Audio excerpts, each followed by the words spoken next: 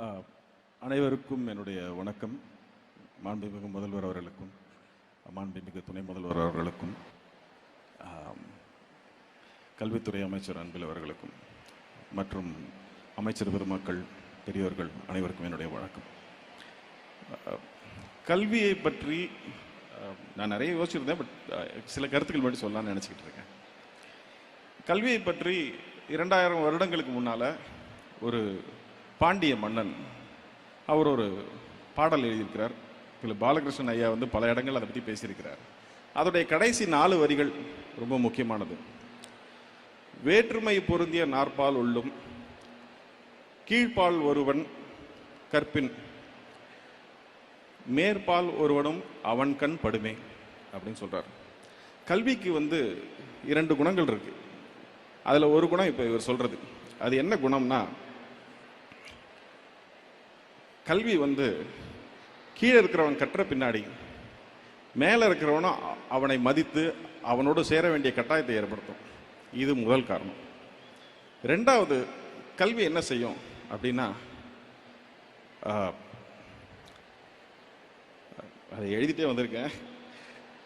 விவேக சிந்தாமணி அப்படிங்கிற ஒரு புத்தகத்தில் ஒரு பாடல் இருக்கு.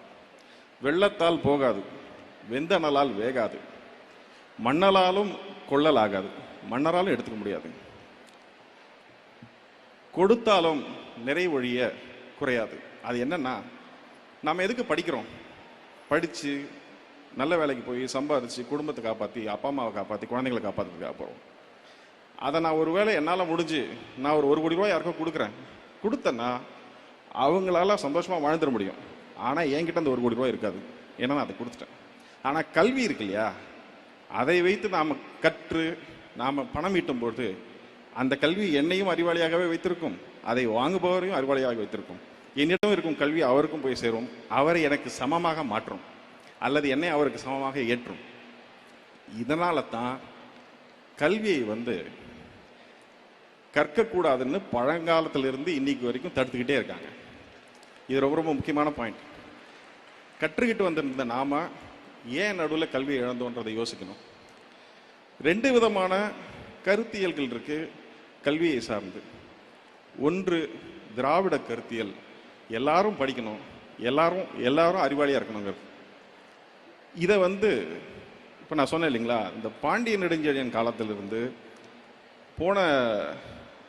போன செஞ்சுரியில் இருந்த பாரதியார் வரைக்கும் அவர் கூட சொல்லியிருக்காரு, அன்ன சத்திரம் 1000 நாட்டலும் ஆலயம் 10000 கட்டலும் அப்படின்னு சொல்லி அதோடைய எண்டில் என்ன சொல்லியிருக்காருன்னா, இந்த பல புண்ணியங்களை தாண்டி கோடி மடங்கு பெரிய புண்ணியம் அங்கே ஒரு ஏழைக்கு கல்வி அறிவித்தல்னு சொல்லியிருக்கிறார். அப்படிப்பட்ட ஒரு புண்ணியமான செயல் கல்வி அறிவிக்கிறது. இப்போ ஆரிய கருத்தியல்ல என்ன நடந்திருக்குன்னா, கற்கணும்னு ஆசைப்பட்ட ஒரு பையன் போய் ஒரு ஆசிரியர்கிட்ட கற்கணும்னு கேட்டபொழுது, நீங்க எந்த ஆளுன்னு கேட்டு உனக்கு சொல்லித்தர மாட்டேன்னு அனுப்பிச்சிட்டார். ஆனா அவனே போய் வில்வித்தை கற்றுக்கிட்டு அவர்கிட்ட போய் நின்ன போது அவருடைய கட்டை விரலை அவர் வாங்கிட்டார்.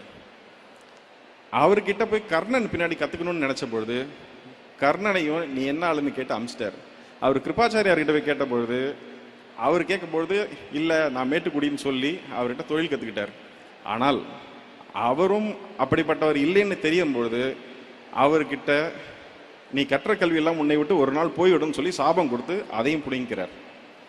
இப்படி துரோணாச்சாரியார் கிருபாச்சாரியார் ஆரம்பித்து ராஜகோபாலாச்சாரியார் வரைக்கும் நாம் படிப்பதை தடுத்து கொண்டே இருக்கிறார்கள். ஆனால் இந்த கொள்கைக்கு எதிராக சமத்துவம் இருக்கக்கூடாதுன்னு சொல்ற இடத்துல சமத்துவமும் சமூக நீதியும் இருக்கணும்னு சொல்ற ஒரு கட்சி ஒரு கொள்கை ஆட்சியில் இருக்கும்பொழுது அவங்க எல்லாரையும் படிக்க வைக்கிறதுக்கு எத்தனை திட்டங்கள் முடியுதோ அத்தனை திட்டங்களையும் போடுறாங்க. காலை உணவு கொடுக்குறாங்க, நான் முதல்வன் இருக்கு, தமிழ் புதல்வன் இருக்கு, இந்த இப்படி அவங்க ஒரு வரிசையா திட்டங்கள் போட்டு எப்படியாவது படிச்சிருக்கன்றாங்க. நீங்க கட்டணம் இல்லாமல் பேருந்து கொடுக்குறாங்க, வேற யாரும் ஆட்சி பண்ணாலும் அவங்க மடிக்கணினி கொடுக்குறாங்க, சைக்கிள் கொடுக்குறாங்க, எப்படியாவது படிச்சு மேலே போயிருங்கிறாங்க. இதை தடுப்பதற்கு அவங்க முன்ன கட்டைவரில் கேட்ட மாதிரி கர்ணனுக்கு அம்னீஷியா கொடுத்த மாதிரி இப்போ புதிய கல்விக் கொள்கைன்னு ஒன்று கொண்டாந்து உங்களை தடுக்கிறத தடுக்க பார்க்குறாங்க. இதை இப்படி அவங்க தடுத்து இதை ஏற்க மாட்டோம்னு சொன்னவங்களுக்கு நமக்கு நியாயமாக வர வேண்டிய 2150 கோடி பணத்தை தரமாட்டேன்னு சொல்கிறாங்க. இப்போது நமக்கு உடன்பாடு இல்லாத அல்லது கொள்கையாக அரசியலாக முரண்பாடு கொண்ட ஒரு கட்சி ஒன்றியத்தை ஆளும்போது எந்த உதவியும் இல்லாமல் கைகளை கட்டி கால்களை கட்டி தண்ணீரில் போட்டதுக்கு அப்புறமா நீந்தலாம் என்று பார்க்காமல் தான் நீந்தி தமிழக மக்களையும் கரை சேர்க்கக்கூடிய ஒரு உழைப்பை செலுத்தியிருக்கக்கூடிய இந்த முதல்வருக்கு என்னுடைய மனமார்ந்த நன்றிகளை தெரிவித்துக் கொள்கிறேன். நன்றி.